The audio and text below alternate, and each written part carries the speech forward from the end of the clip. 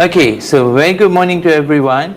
So welcome to Waqaf Ilmu series, volume 3, series 12, creative writing, ideas and departure points. Today we have with us an esteemed speaker, Dr. Paul Gnanaselvam. Okay, so Dr. Paul is actually a great writer when it comes to creative writing. Okay, so before we start our session today, Dr. Paul. So let me give an introduction on for Dr. Paul. Okay, so Dr. Paul Gnanaselvam, okay, Pakinadran, is a respected Malaysian academic, creative writer and literary scholar whose work thoughtfully explore themes of identity, diaspora, marginalization, and cultural memory, particularly within the Malaysian Indian context. Born in Ipoh, Perak, Dr. Paul brings over 15 years experience in teaching and research in higher education. He is currently serving as a senior lecturer at the Academy of Language Study, University Technology Mara, UiTM, Perak branch.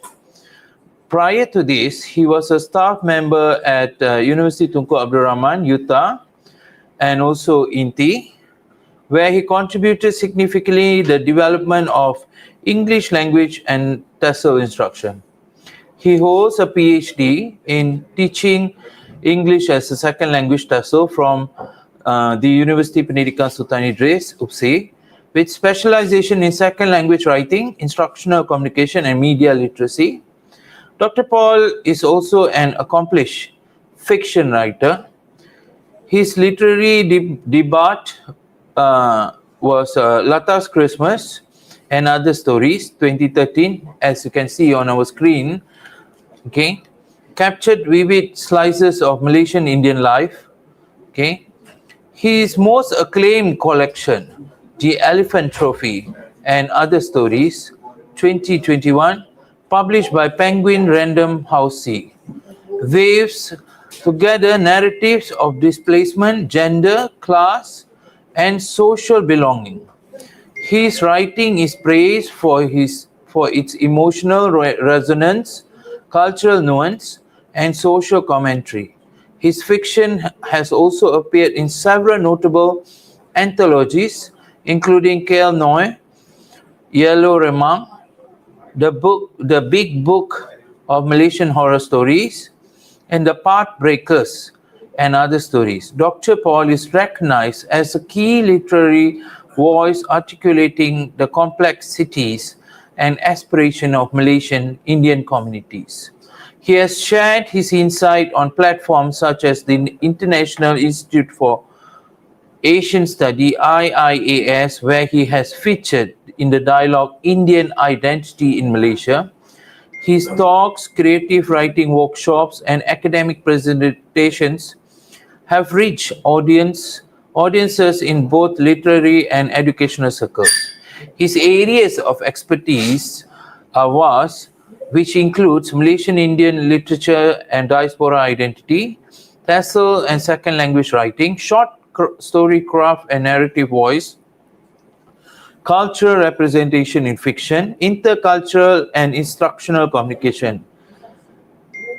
Okay, the notable engagement, as we mentioned earlier, he was a guest speaker at the Indian Identity in Malaysia, International Institute for Asian Studies, featured also in Ipoh Echo, okay, Penguin C author series. He has been numerous workshop facilitator and presenter at TESOL conferences and creative writing platform.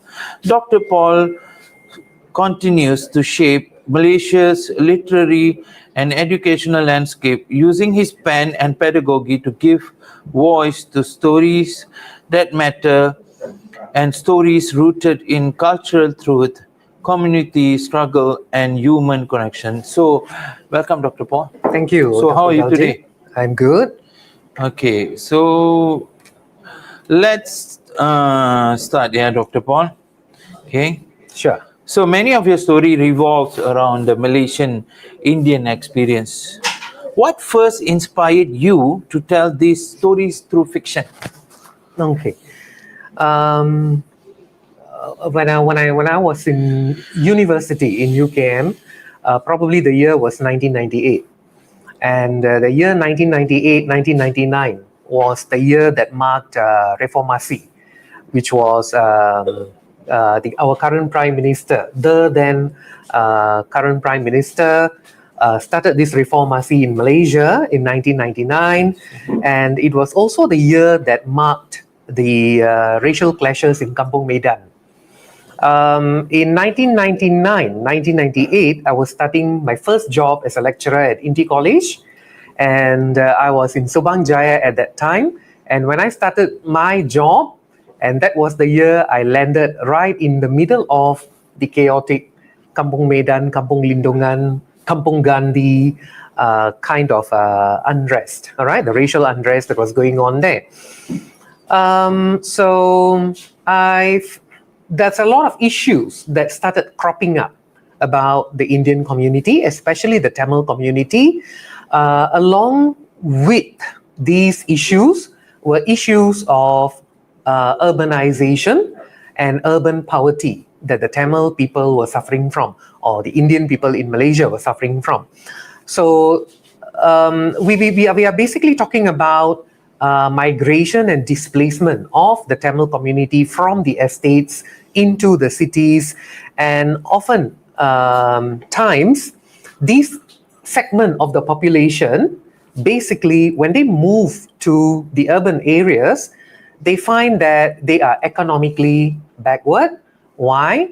Because they lack the educational qualifications, they lack the skills qualifications, and because of that, they are caught unaware in the urban setting where employment doesn't reach them, economical comfort doesn't reach them, educational support doesn't reach them, and because of this, many of them lived in the slum areas, in kampung setinggans, you call them. And because of this depravity, many of these people were also involved in untoward incidents such as gangsterism, alcoholism, and unemployment. All right. So these were the factors that were very hot at that time, and these were being discussed about the Indian community, and that basically gave me an awareness, because I felt that I simply need to give a voice to this community. It's such insightful inspiration, yeah. So moving on, how did your upbringing in Ipoh, influence your creative voice and thematic choices? Okay, I would basically say that in Ipoh, I grew up in community based flats. All right, the Sungai Pari Towers. All right, and in our community, all right, we had different people from different social backgrounds. When I say social backgrounds, they also came from different income brackets. All right, so probably now we classify them as the B40s. So the Sungai Pari Towers was a mixture of people from different backgrounds, with a majority who came from the B40 groups. Okay, for my family, okay, we were not, I would not classify us as a B40, but we were there at the margins between B40. And probably we were a little bit better than B40, but our struggles were real. And the people who lived around us, all right, the economic depravity and the struggles connected to economic depravity were real. And for my parents, they basically saw education as a way out of this economic depravity. So definitely living and growing up in Sungai Pari Towers, all right, as a member who is exposed to these deprivations, all right. So we are talking about poverty, we were talking about broken homes, we were talking about violence, all right, wife beating and things like that. All right, we were talking about school dropouts. So we are talking about friends who never made it because they were not qualified for employment. All right. So all these kind of exposed me to the vast myriad of stories that my community were facing, and I think that basically gave me the feel, the ideas to basically carry on the stories that I write. So your debut collection, which we can see on screen now, Lata's Christmas and Other Stories, captures the slices of daily life, especially in the Indian community. What was the departure point of that collection? Okay, all right. This is a debut collection, Lata's Christmas. It was published in 2013 by MPH Malaysia. All right. I write fiction and I write short stories. All right. So basically, short stories. The thing is, when you write a novel can be 80,000 words. So you can start from the first point right up to the end point. So that would be akin to a baby's birth until he grows up and dies. But the thing is, in short stories, we are looking for economy of words. All right, because there is a word limitation. A short story is written between 3,000 to 5,000 words. And therefore, we are not able to write the story of a character in its entirety compared to a novel. So in short stories, we compact, all right, the stories into slices of life.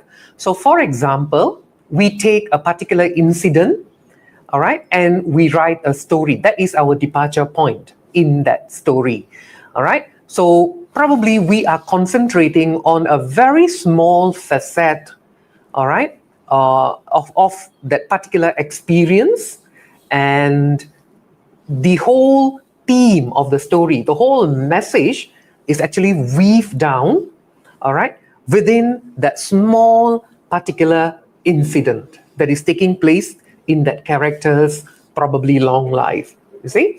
So that particular segment, that particular small part from which the story departs is what we call the slice of life, all right. So basically, slices of life are very economical, like what I mentioned before. And in short stories, we use slice of life approaches because they are convenient to move the theme, they are economical to move the plot, and they are basically, again, very, very focused in order to express the theme or the message in the story. So there are many types of POVs you can provide when you're writing a short story. But for me, the slice of life is very significant because I like to talk about life stories. I like to talk about lived experiences. So I have actually started off with slices of life, and throughout the years of experiments and definitely throughout the years of improvements, I believe that my POVs come from slices of life short stories. So Okay, so like we were saying, slices of life, right? Yeah. I'm sure that you have to be selective. So how do you select which real life experience are story worthy? okay, all right. Probably Dr. Daljeet, that's not a very good question, but it's a clever question because you don't question authors, storytellers. Why? Because what we write is all fiction. So I believe in the universal psyche of human experience, right? For example, the simple act of crying, all right? All humans, when they are given birth to, they come into the world shrieking and crying and screaming. So as we go through life, crying becomes part and parcel of the human psyche, you see. So whether you're born in Alaska, whether you're a person in Africa, whether you are in Gaza, whether you are in India, whether you're in China, Australia, wherever you are, crying connects the human psyche to a common emotion of suffering.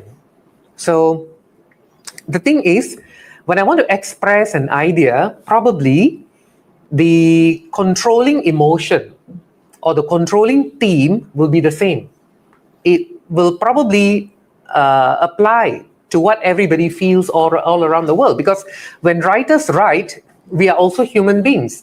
So we are basically imparting a part of our experience, a part of our worldview and our opinions about the world.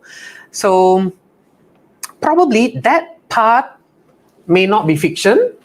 All right. So when the writer presents himself to the world, he is a human being, but we tell stories which are fictitious in characters. We create the characters, we create the plots because we want to express those opinions. So I don't know, probably it is safe to say that 20% is non-fiction, and like what they usually say, the rest is fiction. All right. So in the Elephant Trophy and other stories, yeah, the stories span issues of gender, class, and identity. Can you share how a particular story started from idea to execution? Okay, idea to execution. Okay, probably I'll go back to, okay, there are a number of stories, okay, like what I told you, that the 20% of information could stem from real life experiences of the author themselves, yeah? Okay, one of the stories that I would like to stem would be,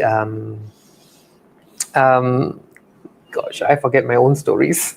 Okay, all right, I'll just go to the thematic story, the Elephant Trophy. All right, the Elephant Trophy basically talks about nostalgia, right? Like when I like to delve into identity, because identity, I feel, is a personal product of diaspora, all right? And identity is important, is an important element that I weave into my stories, because it talks about nostalgia, it talks about familiarity, and it definitely talks about struggles, all right? And the Elephant Trophy basically talks about somebody, an old grandmother who comes from India and who basically begins this whole story of Malaysian diaspora for Indians, all right? And she is on her deathbed, and her grandson comes back from the US, and he basically rekindles, all right, so some of the cultural, some of the mythical, and some of the religious aspects tied to life and death, all right, and how basically Indians see these movement in diaspora. Probably, all right, these cultural exchanges are very important for me, because in a small way, it is also a story of my own grandmother, whom I witnessed on her deathbed. My own grandmother came to Malaysia when she was 16 as a young bride. My own grandmother made very good Indian traditional savory items. All right. My great-grandmother, I know from my mother, who was very good at making modegams for Vinayagar Chagurti. And definitely my grandparents settled down in Kuala Kangsar. It's a little town. It used to be a very small town at the banks of the Kuala Kangsar River. And that is where they have settled down and brought up all my uncles and aunties. So for us, the river which flows symbolizes the transportation of time and life itself, you see. Anything that begins comes to an end. All right, so I believe that diaspora also brings people on the flow of currents, whether it is time, whether it's geography, and definitely for people of diaspora, some of us stay here, some of us leave, all right? So there are all kinds of possibilities. So for the Elephant Trophy, it is an interweaving of so many messages and themes that I feel were very, very significant to mirror the very fact of migrants, their lives, and as citizens of Malaysia. Interesting, yeah? Okay, how do you decide when a piece should remain a short story rather than be expanded into something longer? Because I'm sure you're a great writer. So how do you tell yourself, okay, this is coming to this should be the stop? Okay. There are a lot of people who have told me that some of the short stories in my books can be developed into a novel. Okay, now writers all begin somewhere and we keep on experimenting. We draft our works. Even some of our experiences are even drafts, right?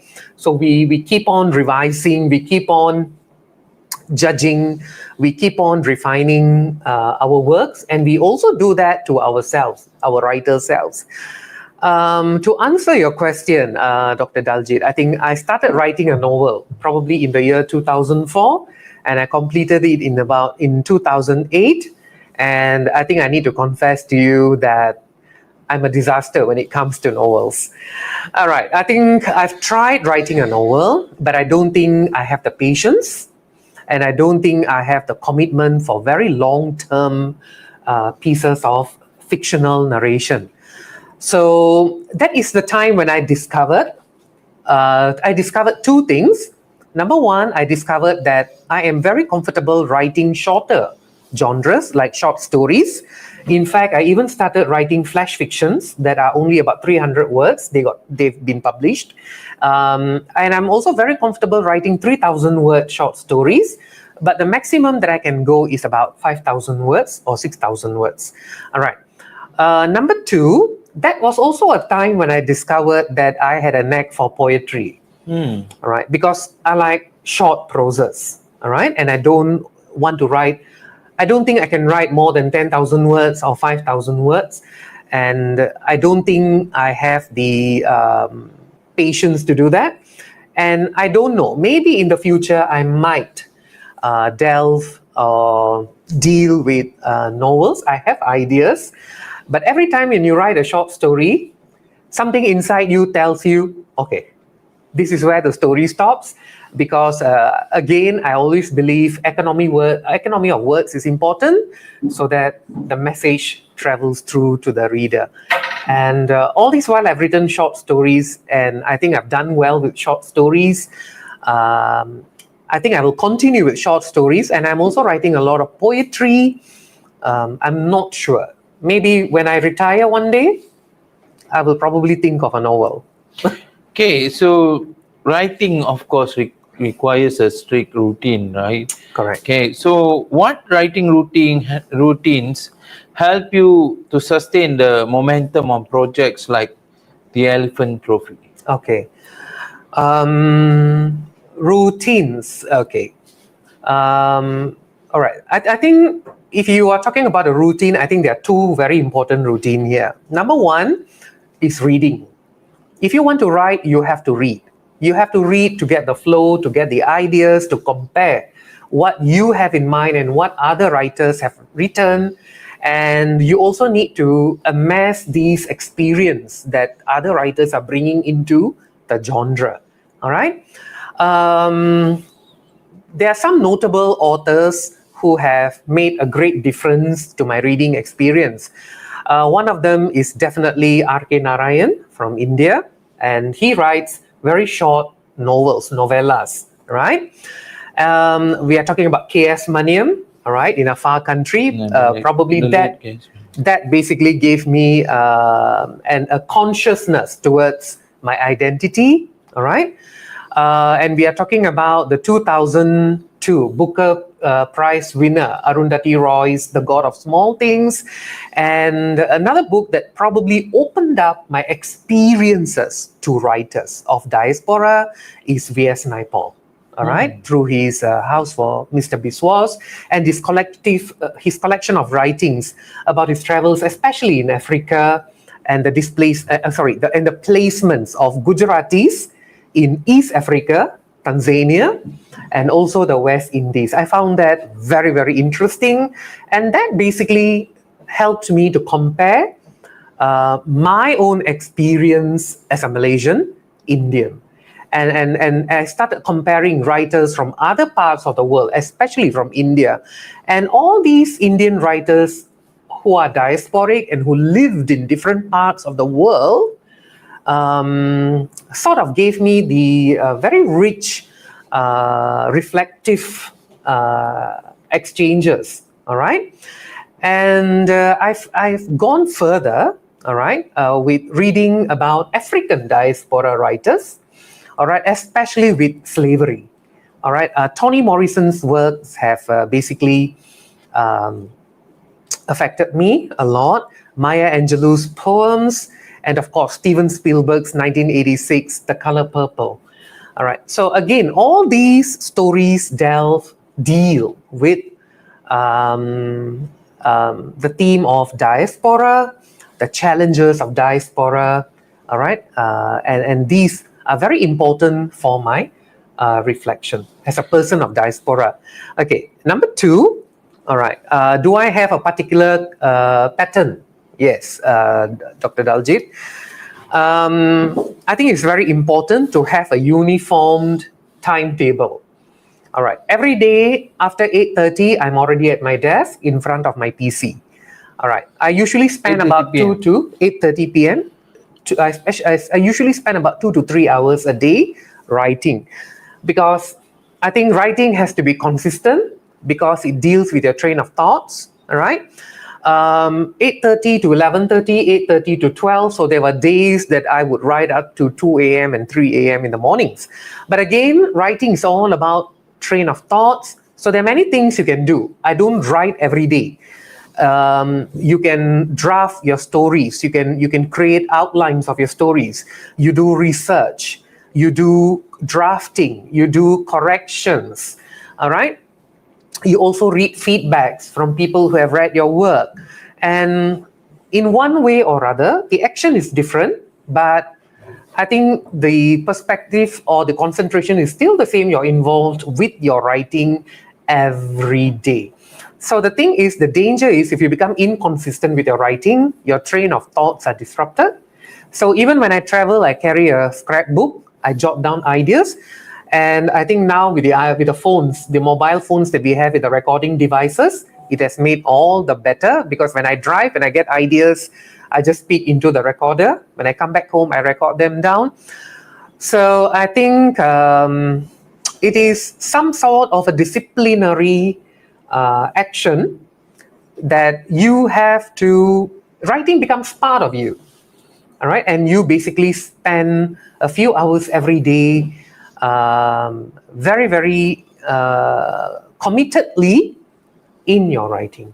Okay, your story often features emotionally rich yet restrained prose. How did you develop that voice? Okay. I think I forgot to answer one question just now earlier. All right, the Elephant Trophy. All right. Both of these collections that I have are basically a collection of short stories. Some are published, some are unpublished, and we put them into a collection. All right. So what is happening is some of these stories were written 10 years ago. Some of these stories were written 15 years ago, and they were revised. Some of the stories have gone through changes. All right, the themes, the characters, and all that. But the thing is, they've all been revised. And the Elephant Trophy is a project that I started when I was doing my PhD. So when I started my PhD, I already had a collection of about 10 to 12 stories. And when I started the PhD, I told myself, when I finish the PhD, I'm not only graduating with a thesis, but I'm also graduating with a collection. All right, that something told me inside that as a writer, I need to graduate with something very concrete in my hands, right?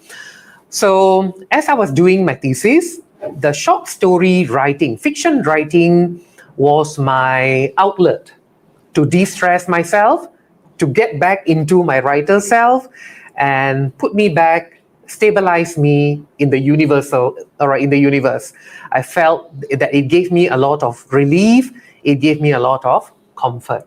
So of course, it was a very stressful period, but eventually I completed my PhD in about 3.5 years. And eventually the whole process took about 5 years. And the Elephant Trophy, I graduated in May. So the Elephant Trophy was published in July. So I had a double celebration as a writer and a researcher. All right. Okay. All right. I think, your question again. Your stories were often featuring emotionally rich, but yet restrained from prose. All right. Okay, so how did you develop that voice? Because it's not easy to develop voices in that kind of segment, right? So Okay. how did you manage, how did it? I think one of the greatest challenge for writers is to say as little as possible, Okay. but reveal the message with a bang. All right. So I think any writers basically. Thank you for the question, Dr. Daljeet, because I think it strengthens my self view, my self concept. All right. So probably I have reached the bridge, and I think what we bring into the writing is a very rich emotional, physical description of our experiences or the world experiences. But I think, remember, like what I said, I cannot put down everything. Probably I will never finish writing if I put down everything. So a lot of writers, this is what we develop, the economy of words. So this is where diction comes in. This is where vocabulary comes in. So I think the challenge is, and I think the training is to say as little as possible, but say out everything that you want to say. All right. So I think it is a skill that you develop over time. And even as a researcher, right? Even researchers, we publish journal articles, we have word limitations. So again, we have to basically express and say everything that we want, but within that limitation of words. So I think that kind of suppression is very important because I think it makes you more intellectual. And I think it's a special skill and ability that writers have to be able to economize words, but reveal this rich tapestry of experiences and the self through words. Okay, I'm sure you came across a lot of taboo and sensitive topics, when you're writing, right? So in exploring taboo and sensitive topics, okay, because as we live in a country where Indians are the minority also, okay, how do you maintain authenticity without alienating your readers? Because I'm Okay. sure that your readers come from all diverse type of ethnicity. Mm-hmm. So how do you actually explore in taboos or sensitive topics without alienating the readers? Okay. You can talk about taboo topics. We live in a multiracial country. We live with multi-religiosity. All right, and definitely our way of lives are definitely different, right? Okay. I think as a writer who is exposed to all these multifacets of life, I think it's very important to respect everybody. All right. I think it is very important to respect everybody, and you have to be aware of the underlying rules. For example, in Malaysia, we have the 3R. Okay, the sensitivity to royalty, religion, and race. And definitely, we have our Rukun Negara, and definitely we have our, basic guidelines that are given by publishers that basically come from DBP, Dewan Bahasa dan Budaya, right? So I think when you are a writer, you need to be aware of all this. And number two, I think it is also important to respect your reader. All right, like what you said, we don't know who's reading your book. All right. And of course, we live in a country where everybody is sensitive about everybody.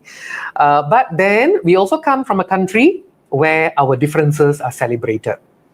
All right. Okay. So what happens is I make sure that when I bring out stories, all right, the choice of words are very important. The depiction of others are very important. And of course, we stay away from violence, we stay away from disparaging remarks. All right. And I think at the end of the day, I think you can be subtle in expressing your thoughts, and you can basically say what you want to say, but at the same time, do it respectfully. All right. In the Elephant Trophy, I deal with a lot of these racial differentiations. Okay, one of which would be, again, a hot topic that is going on in Malaysia.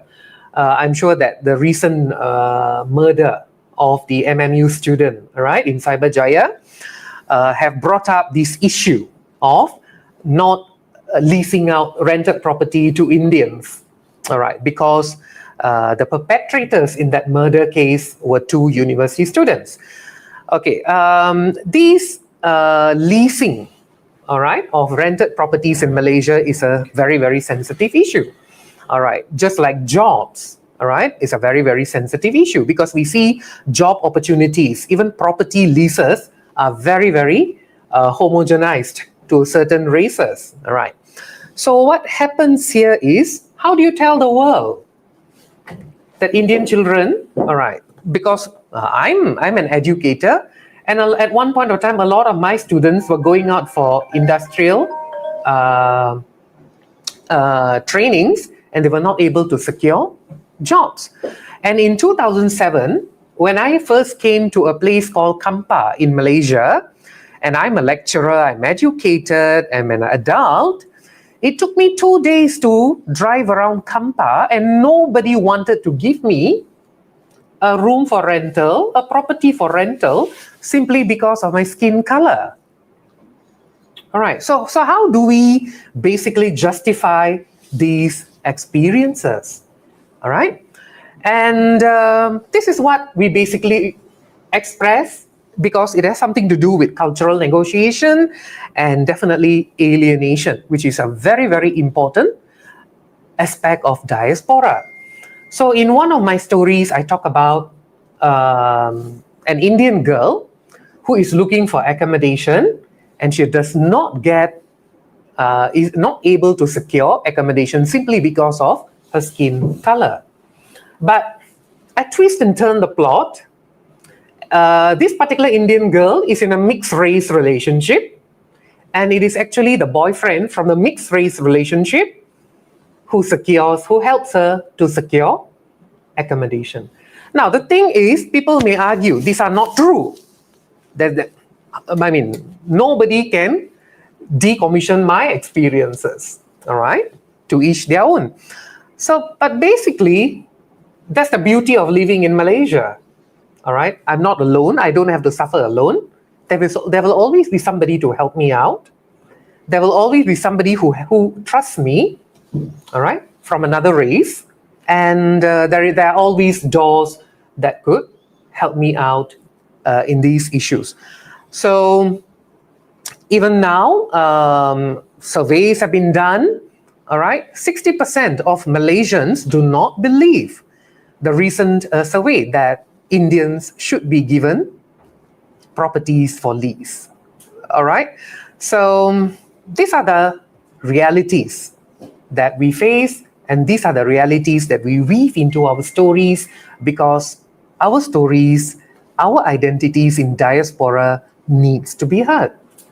Okay. And in telling those stories, you tell it properly so that you don't offend anybody. Thanks All for right. the wonderful tips, Dr. Paul. Yeah. Okay, so I've read your stories. Every characters in your stories actually gives an impact and memories to the readers. How do you ensure that even minor characters in your story feel real and complex? Okay, I think For minor. example, Sorry. Thank you for the example. I was digging my head for an example. Okay, for example, when we read the story of the elephant story, right? The elephant trophy? Elephant trophy, yeah. Okay, and there's a part of I think there was one part when there's a woman who goes to the immigration department, those kind of things. Oh, okay, the elephant trophy. Okay. Yeah. Okay. So, remember the minor character there is the immigration officer, right? Okay, there is Cyrus. Okay. Yeah. So, I remember the question asked by the guy, all this and that. So the officer, how do you make it feel real and complex? How I make it real and complex? So that it gives people remembers, the rather than the main characters of the stories here. Okay, I think a very important theme here would be belonging, homeland and belonging. All right. So what actually makes you a Malaysian? All right? Your ability in speaking Bahasa Melayu, or your ability of staying away from trouble, all right?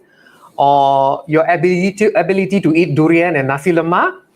Okay, what exactly makes us Malaysians? All right. Okay. So this is a question that I ask a lot of foreigners when they come to Malaysia. So what do you think makes you Malaysian? So a lot of these foreigners tell me what makes them a Malaysian? To eat spicy food.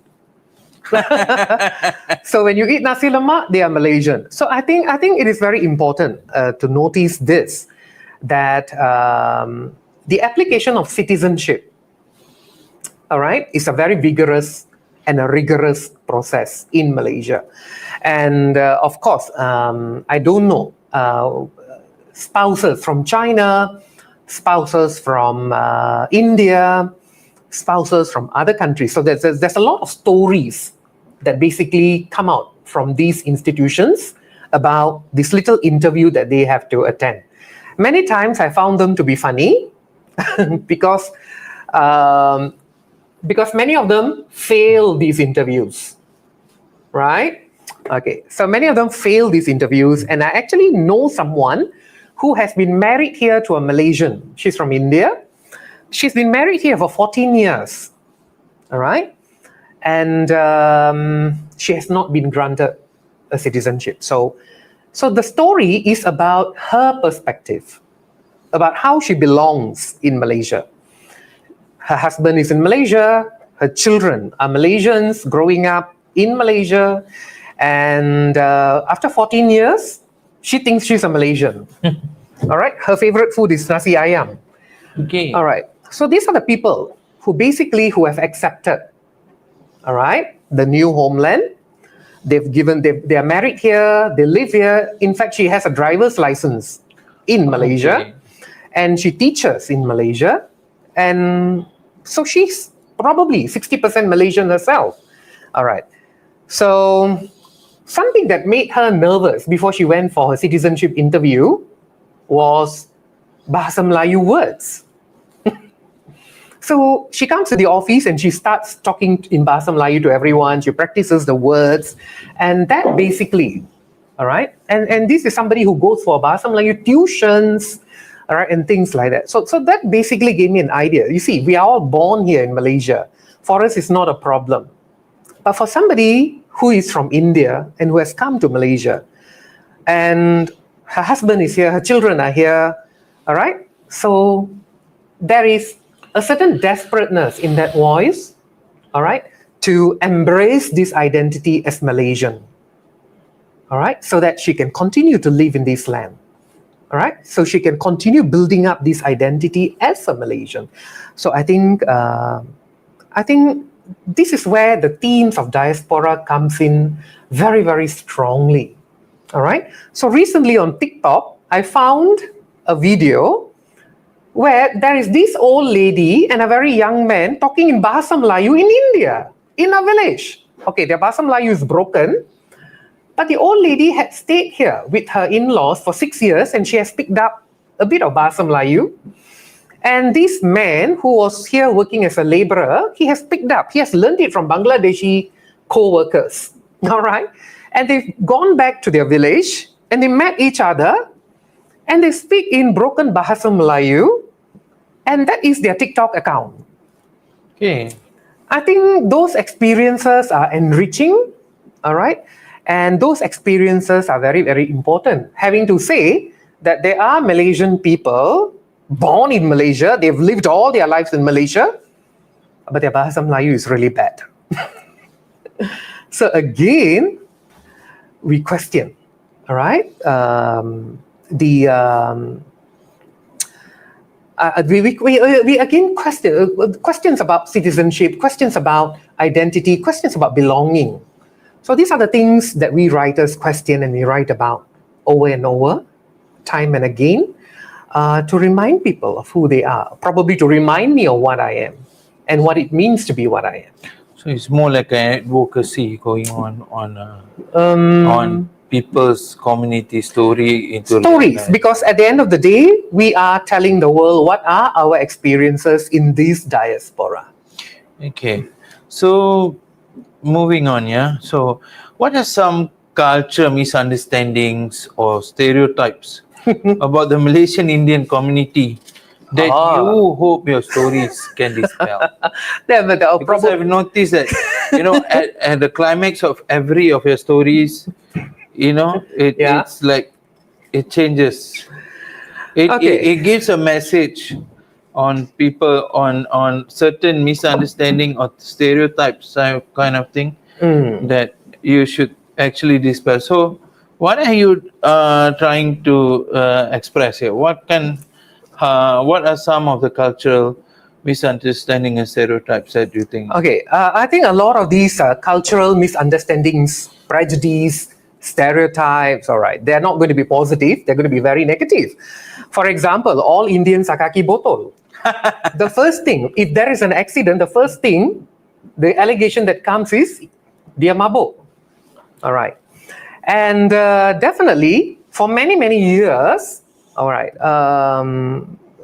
there's this word called keling. Even though we say that it is derogatory, we don't use it on ourselves, keling is actually used as a word to derogate the common Indian man. All right, keling. And I think another word that is very, very derogatory is pariah. All right, so pariahs, because it denotes a very bottom class of the caste system, and definitely it is used to abuse Indians in Malaysia because it's a word brought from India. And of course, in Malaysia, we don't have a scheduled caste. All right, so all these things comes from racial stereotyping, definitely prejudice, and definitely we are talking about the modern age. We are talking about social media. And do we run away from that? No. The common Indian man is known as kicap. All right. The common Indian man is called puak kari. All right. I don't think we can run away from that. Okay. So I think these are the little things that matter and doesn't matter, you see. So these are the little things that we bring into the story. And these are the little things that we want to clarify. All right? Okay. So clarify, meaning, for example, in Lata's Christmas, the thematic story, it talks about the street demonstration.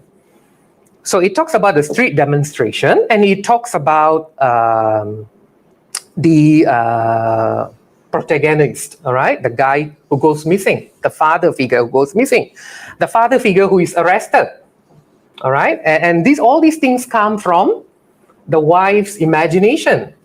Now, if you see an Indian on the street who wears old clothes, whose hair is unkempt, who has all kind of janggut about him, who has tattoos, he is officially branded as a gangster. If he's not a gangster, he's a thief. All right? And many of these Indians, at one point, they were arrested indiscriminately. And of course, at one point of time, we were talking about, all right, prisons, and we were talking about death in cells, and we were talking about all that. But probably, have we ever thought what really went into that community? All right? Is it deprivation? Is it education? Is it unemployment? All right? So, and one thing that I'm very happy now is Indians are not depicted as thieves in our social advertisements. All right? So these are the little prejudices that are very sensitive to me and are very sensitive to my community that I want to break. And there are other things that Indians do. For example, the use of neem leaves, the setting up of altars under trees. All right, so these are things that you want to explain to people why we live in a way that we think is deemed right. All right, so I feel that if writers don't explain these to the world, nobody is going to. All right. So how do you actually negotiate, because we are coming to a global context now, how do you negotiate writing for Malaysian readership, and versus with broader Southeast Asian or global audience? How do you actually cater this particular group versus a global context? Okay. Because I believe that most of your readers are actually Malaysians. Okay, and but how do you cater, the inclusiveness in here? Okay. What we writers do is we don't write for anybody. Okay. All right, because we write unapologetically. We do not cater to Malaysians. We do not cater to the global audience. We cater simply to our stories, simply to our thoughts, simply to what we depict in those experiences. All right. So unapologetically means definitely I'm a Malaysian. I include Malay words, Chinese words, Indian words, Tamil words into my story. All right. One example that I would basically give you is when I was publishing the Elephant Trophy, one of my characters, okay, a B40 character, all right, it is common for Malaysians to drink kopi O in the morning. Okay. All right. So the story was proofread and edited by somebody who lives in the US. All right. And I was mentioning that this boy was eating kopi O and leftover chapati from last night. Sometimes it's a staple dinner for some, a staple breakfast for some of us. We don't throw away leftover chapatis. All right. So kopi O. Now, kopi O is just kopi kosong, right? So for this person in the US, it was impossible for him to accept the fact that a child in Malaysia goes to school eating leftover chapati and kopi O. So I don't know what kind of a background that particular author, that particular editor came from, and what he thinks about Indians in Malaysia. Probably he thinks that Indians in Malaysia are not poor. Or same with Indians in India. That's what all our grandfathers thought. You come to Malaysia, you cannot be poor. And that's what a lot of Indians in India think. You live in India and Singapore, you are not poor. But I'm talking about urban poverty here. I know that there are children who wake up in the morning and go to school with only plain water in their stomachs. No shoes. You go to Tamil schools, you interview them, you get these scary stories. All right? And we are talking about 2025. So for this particular author, it became an argument. He just cannot conceive the idea that a Malaysian schoolboy goes to school with kopi O and leftover chapati. So the thing is, when you write unapologetically, you stand by your experience, you negotiate. All right? So the thing is, when you write and you put it out to the world, your reader interprets, your reader analyzes, and your reader brings their own experiences and their background knowledge in order to understand our experiences. So that's where the negotiation takes place. Okay, thanks a lot, Dr. Paul. So we are coming to some ending part, yeah? Okay. So looking back, which stories from your collection means the most to you personally, and why? Okay. If you're talking about Latas Christmas, it's Latas Christmas, Okay, the titular story. The titular story, the setting of the titular story was in 2007 during the Hindraf March. Okay. If you have heard of it, right? And of course, I don't know whether it is a right or wrong thingy. And of course, I wasn't there, I wasn't in KL. But what interests me is that a group of people collectively voicing out, all right, what it means, again, voicing out, revising their experiences, all right?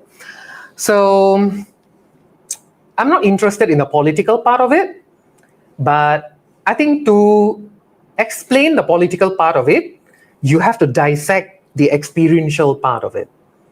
So my characters live in Kampung Gandhi, which is a kawasan setinggan, and what is their life about, and how do they basically relate themselves to this particular march. So you see, for poor people, eating is more important than politics. For poor people, not going hungry is more important than politics. For poor people, I think getting water in a pipe at home, getting clean water, getting electricity, and living in livable homes is more important than politics. So in that story, I was looking at these two aspects of contrary aspects, comparing them. All right, and this is where the struggles of the community is highlighted. All right, again, I'm bringing in unemployment, I'm bringing in gangsterism, I'm bringing in all right, prejudice and things like that. All right. So yeah, what was your question? Did I answer your question? Yes. Yeah. All right. Okay, so let's move on. What's your advice? What advice do you have for young Malaysian writers who wants to write about their communities, but they feel unsure or exposed? Okay. All right. I'm not sure if a lot of young people are writing about their communities anymore, because we are talking about blurring of boundaries, because this is the age of the internet. This is the age of globalization. All right. And we are talking about awareness, whether it is education, whether it is culture. All right. So I find that today's Indian is becoming less Indian. Okay. Today's Bollywood movies are becoming less Indian. And they are all becoming very westernized, very globalized in that sense. And we are moving away from community-based struggles to a larger aspect of globalized struggles. Right? Like, for example, Trump's tariffs doesn't affect the Indian community alone. It doesn't affect Malaysians alone. It affects the entire globe. All right? So I think that themes are becoming very much general and pretty much personal. All right? Rather than community-based. Okay. Number two, for young writers. I think young writers nowadays are very impatient.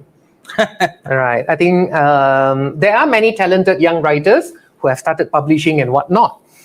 But I think the writing industry is a very challenging one. It takes time to polish yourself as a writer, polish your work as a writer, and also polish yourself, your identity as a writer. So there are many people who think that there's a lot of glamour in being a writer, but behind that glamour, there's a lot of hard work that goes in, persistent hard work that goes into the writing. One advice for young writers is, I think these days you have to read. Read at least one book a year. That is what exactly I tell my students. At least one book a year, even a thin book. Make sure you read. There are many people who have not gone to a bookshop. They go to shopping complexes every week, but they don't like to go to bookshops. Why? They don't find it interesting. And there are a lot of young people, especially even my own students, who don't know how to buy a book. All right? So I think it is important that young people need to cultivate this habit of reading. So read anything, read extensively. Whether you read storybooks, whether you read facts, whether you read documentaries, right? Whether you read non-fiction, every day read. So sometimes I tell my students, just download one newspaper article from the internet, but read it. Okay.